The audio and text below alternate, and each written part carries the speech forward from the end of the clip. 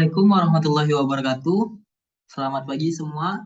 Salam, Om Swastiastu, Namo Buddhaya, salam kebajikan. Di sini saya akan mempresentasikan rangkuman hasil dari pertemuan kelima, keenam, dan ketujuh dari mata kuliah Dasar-Dasar Sains dan Teknologi dengan dosen pengampu Ibu Dewi Lestari Eskom MSI. Baik, di sini disusun oleh saya sendiri yaitu dengan nama Aldiansah dengan NIM F1S1222103 dengan ruang R004 Prodi Sistem Informasi Fakultas Sains dan Teknologi mata kuliah Dasar-Dasar Sains dan Teknologi. Baik, materi yang akan dibahas di sini yaitu satu, pertemuan kelima. Apa aja yang di dalamnya? Yaitu yang pertama, 4 macam pengetahuan. Pengetahuan dan kesadaran. Dan yang terakhir, skeptis dan subjektif relatif. Baik, yang kedua, pertemuan keenam dengan materi pertama, sifat kebenaran ilmiah dan presisi. Nah, materi yang terakhir yaitu pertemuan ketujuh.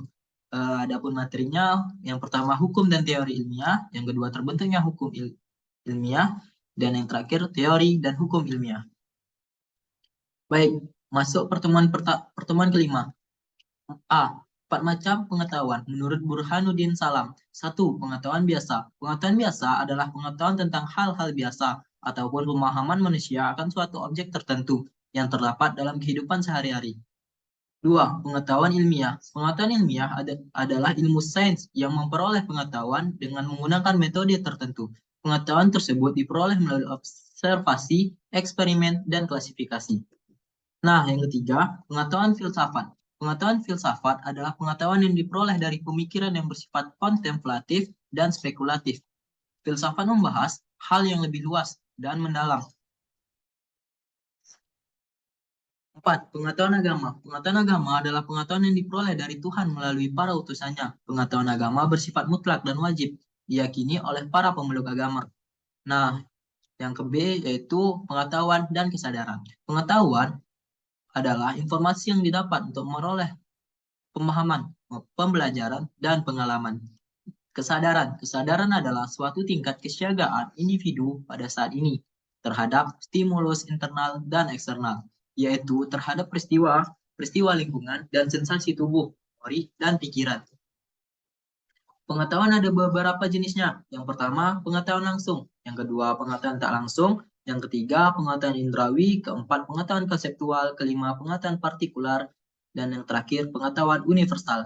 Nah, berikut fungsi dari pengetahuan. Yang pertama, menjelaskan sebuah fenomena atau kejadian yang terjadi. Dan yang kedua, meramalkan atau memprediksi kejadian yang akan terjadi berdasarkan dengan ilmu yang telah diketahui sebelumnya. Yang ketiga, mengendalikan keadaan atau peristiwa yang akan atau sedang terjadi.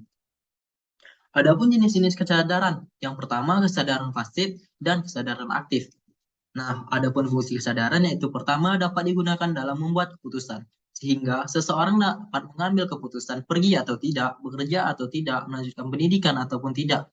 Nah, yang kedua dapat digunakan dalam mengarahkan atau mengendalikan tindakan, merencanakan, memulai dan mengarahkan tindakan. Yang ketiga dapat memantau perilaku, penyesuaian perilaku. Nah, yang terakhir skeptis, subjektif, dan relatif. Skeptis merupakan sikap meragukan kebenaran atau menganggurkan persetujuan atau penolakan. Yang kedua, subjektif adalah sebuah pemikiran atau pernyataan yang berlandaskan pendapat atau perasaan orang yang mengungkapkannya. Dan yang ketiga, relatif. Relatif adalah sesuatu yang membutuhkan pembanding atau acuan untuk menentukan nilainya. Baik, materi yang kedua yaitu pertemuan ke-6. A. Sifat kebenaran ilmiah dan presisi. Apa itu kebenaran ilmiah? Kebenaran ilmiah terdiri dari dua kata. Yang pertama adalah kebenaran dan kedua adalah ilmiah.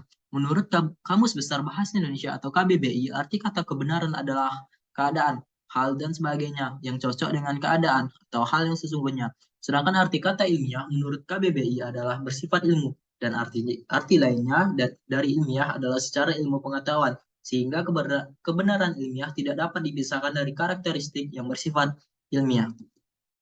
Baik, apa saja hal yang harus diperhatikan dalam kebenaran ilmiah? Kebenaran ilmiah sebagai kebijaksanaan memiliki artian apa yang dianggap benar haruslah bermanfaat, memajukan, dan memiliki nilai positif menjadi prioritas utama. Yang kedua, tanggung jawab moral dalam kebenaran ilmiah.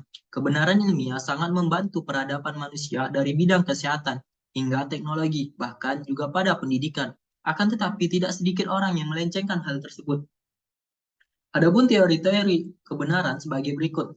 Yang pertama, teori koherensi atau konsistensi, teori korespondasi, teori pragmatis, teori performatif, teori konsensus, teori kebenaran sintaksis, teori kebenaran semantis, teori kebenaran non-deskripsi, teori kebenaran logik, dan yang terakhir agama sebagai teori kebenaran. Apa saja sifat kebenaran ilmiah tersebut? Yang pertama, struktur kebenaran ilmiah rasional logis. Yang kedua, sifat empiris dari kebenaran ilmiah. Yang terakhir, sifat pragmatis. Yang terakhir yaitu presisi. Presisi dalam KBBI memiliki arti ketetapan, ketelitian yang mana sifat kebenaran ilmiah ini harus tepat dan juga teliti. Dan sebelumnya sudah melakukan penelitian terkait apa yang dicari.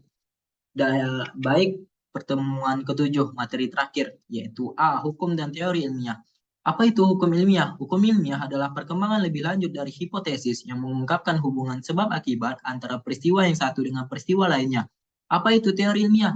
Teori ilmiah merupakan sebuah kumpulan pernyataan yang saling berhubungan dan didukung dengan baik, menjelaskan berbagai pengamatan dan dapat digunakan untuk membuat prediksi yang dapat diuji. Ciri-ciri teori ilmiah menurut Bill Newton Smith ada 8.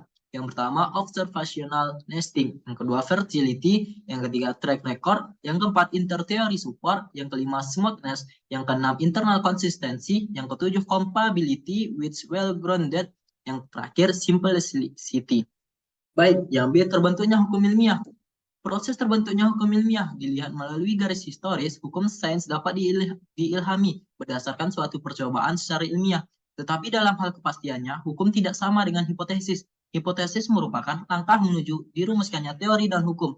Tahap merumuskan hipotesis juga mengacu pada hukum lain yang sedang berlaku saat itu. Karena tidak ada hukum yang lahir secara tiba-tiba tanpa adanya hukum lain yang mendukungnya. Sifat hukum ilmiah ilmu alam yaitu 1. Bersifat netral, 2. Bersifat universal, ketiga sifat lebih pasti.